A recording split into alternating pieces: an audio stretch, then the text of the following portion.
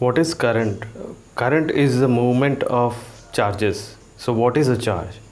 Charge is a property of matter that experiences a force when next to other charges or in an electric field. It can be easily visualized by, if you can just bring two magnets together, you will feel the charges, attraction charges and the repulsion charges. Similarly, charge is also a property of matter. That means it is not physically present. You can experience that force when these charges are brought to other charges or when it is in electric field. So charge is an intrinsic property, means it is an property which is inside an object or a particle by which the charge produces, exerts or experience an electric effect. As I told you, magnets, they can bring a positive charge as well as a attraction charge and the repulsion charge. Now there are two levels in which the object is compared. For example, the conductor. If you take any electric wire, it is at macro level, means it is at the larger level. So you can check the current by using I is equal to Q by T, where Q is the charge, it is measured in coulombs, and T is the seconds, you can put it in seconds. So this C by T is determined as amperes. So the answer will come in amperes. So there is a macro level and there is a micro level. Micro level is the particle level or the subatomic level. In the subatomic level, there are charges. So these charges are positive charge, as you are already aware, it is proton plus 1.6 into 10 raised to minus 19, and electron which has negative charge, and the negative charge of the electron is this opposite of proton. So it will possess 1.6 into 10 raised to minus 19 coulombs. So this is the macro level and the micro level. Macro level, the larger level, and micro level, the smaller level. So there are two levels, two parameters. Okay. Now we will be going to discuss the magnets. Regarding magnets, the first property of the charge. We will be going to the first property of the charge. If for example there are two magnets kept, okay, magnet A and magnet B. So in magnet A, the north pole and the north pole of magnet B is kept together. So what will happen over here? You can see easily the magnet will repel. Okay. So now the magnet A and magnet B is kept together. The south and the south poles are kept together. So again it will repel.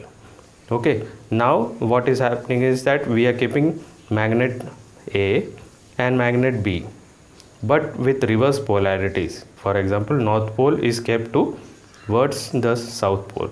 So what will happen? Attraction. Similarly, we can compare. Okay, we can compare the subatomic particles also. So if you have understood this concept, then you can easily understand the concept of the charges. We will be discussing the first property. If you see this diagram, what is happening? Like poles. Okay, positive poles and positive pole will repel. In positive, we have discussed subatomic particles. Positive is for the proton. So two protons, when they are brought together, they will repel. Now two electrons, if they are brought together, what will happen? Electron has negative charge, other electron has also negative charge. So it will repel each other. Now the proton and electron are brought together. One proton and one electron are brought together. What will happen? The proton has positive charge, electron has negative charge. So they will attract. So if you have understood this concept, you can easily understand the property. Property is of the charge is that when two like charges, they repel, and two unlike charges attract. Now we need to understand neutrons. Neutrons, when they are brought towards the positive charge, you can see this diagram. When neutrons are brought to the positive charge and when neutrons are brought to the negative charge. Neutrons are chargeless particles, you are already aware. Neutrons are chargeless particles. That means neutron consists of positive as well as negative charges. Okay, when neutrons are brought to the positive and negative charge, they attract each other. Why? Because inside the neutrons itself there are positive and negative charges which cancel each other out. For example, if there are 5 positive charges inside the neutron, then there should be 5 negative charges, then the net charge will be 0 inside the neutrons. So neutrons is chargeless, but when it is brought to a positive charge, it will attract. When neutrons are brought towards the negative charge, then also it will attract. Why? Because inside the neutrons there are positive and negative charges. As you can see in the diagram, there are inside the neutrons there are positive and negative charges. When they are brought towards the any point charges, for example negative charge, then also they will attract. When neutrons are brought towards the positive charge, then also they will attract. So this concept you have to keep in mind. Now we will be going towards the electron are mainly responsible for the flow of charges. You should understand this concept. I will show you 2 diagrams so that you can easily understand this concept. Electrons are mainly responsible for the flow of charges. So what do you see in the diagram? Diagram is that, just visualize this. This is a copper wire. This copper wire is the size of a human hair. So copper wire is, you can visualize that copper wire is the size of a human hair. Okay, human hair, if you zoom 200 times, you will see inside there are electrons moving randomly over here in metals. If you zoom in a copper wire, if you put it in an electron microscope, it is zoomed in 2000 times, and you will see inside the metal or inside the copper wire there are freely moving, randomly moving electrons. Now you take a non-metal, any non-metal you take, okay, and you see this. Here you will see there are also electrons, but they are fixed. So this is the main difference. Why they are called good conductors and why they are called bad non-conductors. Okay, non-conductors are also called insulators. So this is the primary reason. Why? Because electrons are mainly responsible for the flow of charges. Inside the metals there are thousands and millions of electrons which are moving randomly. They are the charge carriers and they are responsible for conducting electricity. That is why they are called good conductors over here. Now non-metals, what happens is that there are electrons, but these electrons are stationary. They don't act as a charge carrier. They don't move from one place to another. That is why these electrons over here in the non-metals, it is fixed. So that is why we call them as insulators or non-conductors. You have understood the difference between the conductors and the insulators, right? So this is the concept you need to understand. So the first property of charge is that you are already aware, it is of attraction and repulsion. Attraction, what has happening is 2 point charges are brought together, then they will be, if 2 similar point charges are brought together, they will repel. And when 2 unlike point charges are brought together, they will attract. This is the first property of charges. We are going to the second property of the charge. Second property is the important property. One of the important properties. What is quantization of charge? So you can see over here there is a molecule and there is an atom. Okay. So molecules, the subatomic level is the atom. Means there are many atoms inside a molecule. And atoms consist of subatomic particles, like you are already aware, electrons, protons and neutrons. Subatomic particles are the smallest and these are quantized. So what is quantization? We will come to that. Okay. If one electrons jump from glass to silk, for example, a glass is taken and is rubbed on a silk material. If one electrons jumps once the glass is rubbed on a silk material, what is happening is that one electron, if it jumps from the glass, material to the silk material. If one electron jumps, what is happening is 1 into the value of the charge. So we are already aware the value of the charge is 1.6 into 10 raised to minus 19 coulomb. So you can write equal to 1 minus electron, you are putting E minus. So this is the value when one electron jumps from glass material to silk. Okay, if there are 2 electrons jumping from glass material to silk, then what happens is that 2 into E. So 2 into minus 1.6 into 10 raised to minus 19 coulomb. So equal to minus 2 E minus. If there are 3, so 3 into 1 minus 1.6 into 10 raised to minus 19. If there are 4 electrons, so 4 into 1.6 into 10 raised to minus 19.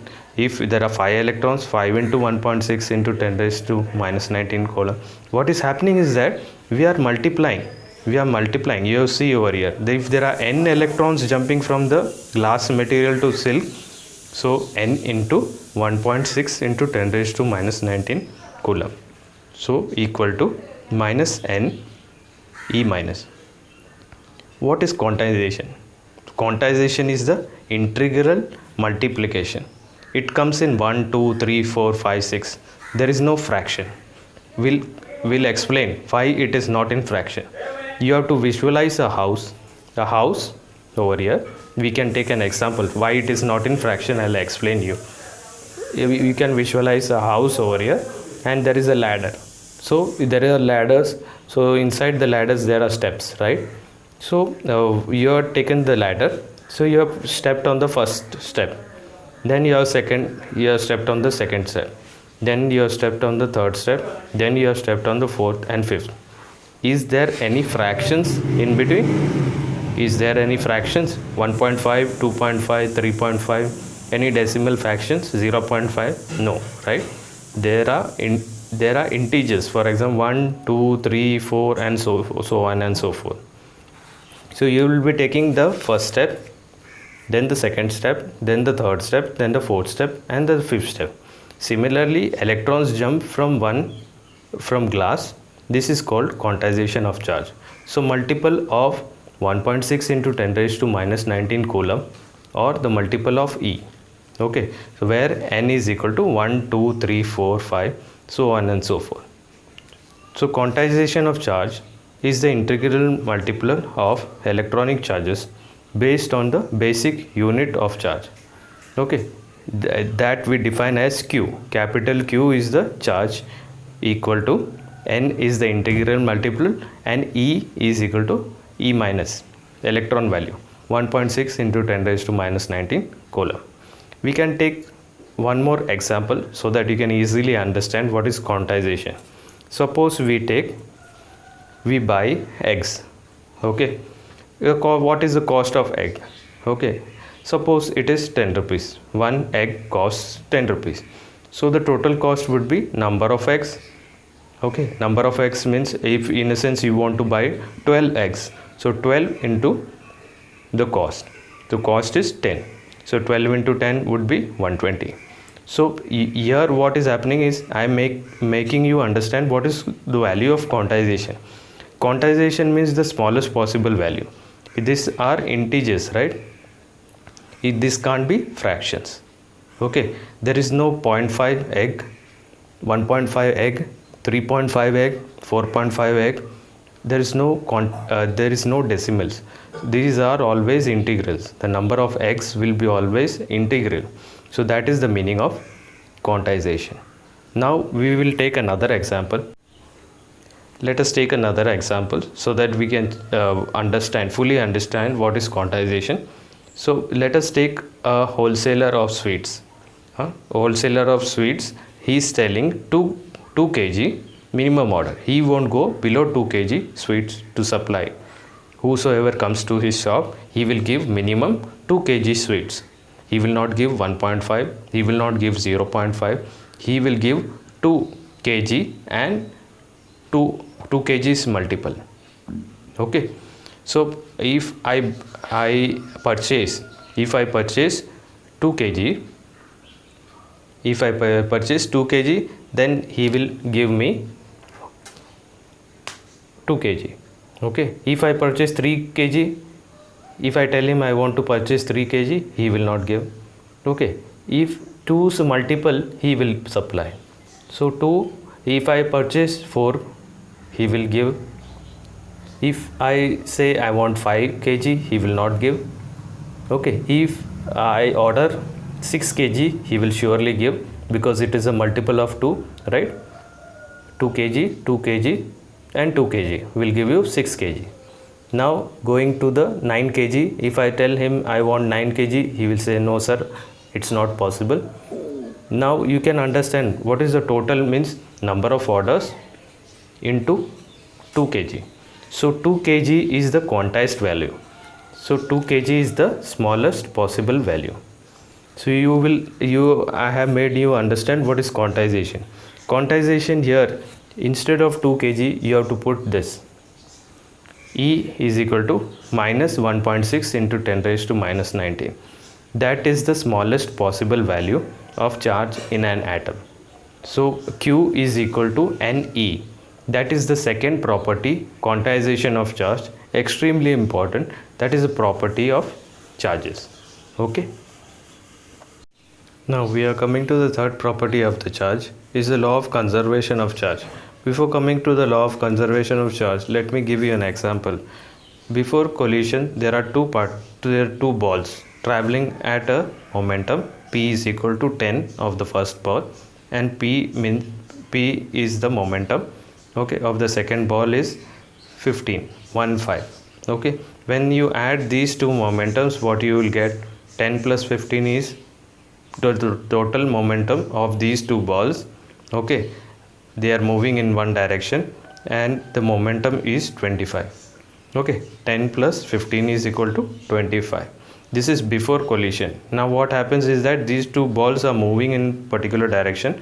Once they reach a particular point, they collide with each other. Okay, they collide with each other, and what happens is after collision, you can see over here, after collision, the momentum of the first ball p is equal to 8, and the second ball p means momentum of the second ball is equal to 17. When you add these, 8 plus 17 is equal to 25. What you can see over here, before collision and after collision, you can see both sides the momentum is conserved. That is the law of conservation of charge. So law of conservation of charge, we have seen with the example that before collision and after collision, the value of the momentum remains the same. Similarly, law of conservation of charge is charge can neither be created nor be destroyed. Okay, that is the law of conservation of charge. This is the third property of charge. Okay, we will give an explanation. We will provide an explanation. We are taking a glass rod over here and a silk cloth, you can see. Okay, when the glass rod is rubbed on a silk cloth, glass will get positive charge and the silk cloth will get negative charge. How they get positive charge and negative charge, we'll come to that.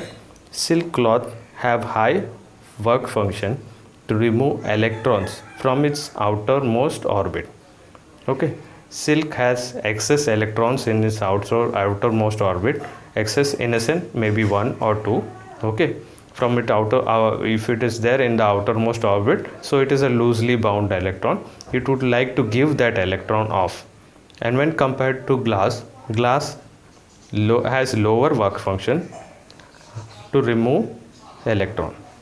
Okay, so high work function to remove electrons from its outermost orbit silk cloth has, and glass has a low work function to remove electrons. Since the silk work function is more compared to glass, we will supply more energy to silk. Okay, more energy how? By rubbing. When glass is rubbed on a silk material, it produces this friction force it produces heat. When rubbing, the frictional force exceeds the work function, the heat produces and removes the outermost electron. So when continuous rubbing is there of the glass against the silk material, what happened? It produces heat, and this heat removes the outermost electron. The glass and the work function is less compared to silk. So glass work function in a sense to remove the outermost electrons from the outermost orbit is less compared to silk. So less heat energy is required for the electrons to jump from the glass material to the silk material. So from the glass material, certain electrons jump to the silk material. So here we have drawn a glass rod, and the positive charges, you can see the charges jumping, electrons jumping from glass to the silk material. Okay, so the number of electrons in the silk material increases. Okay, so here there is a deficient of electrons. Because why? Because from glass, electrons are jumping to the silk material. Okay, so one charge is, as you are already aware, one charge is equal to 1.6 into 10 raised to minus 19 coulomb. Okay, if for example 3 electrons jumps from the glass to the silk, that means minus 3 into 10 raised to minus 19 coulomb. So minus 3e. Okay, there is a negative charge over here. You have to put a negative charge. Okay, so glass will have the opposite and the silk will have the opposite charge. So glass will have plus 3 into 10 raised to minus 19 coulomb, that is plus 3e, whereas silk has more electrons, so it will have minus charge, minus 3e.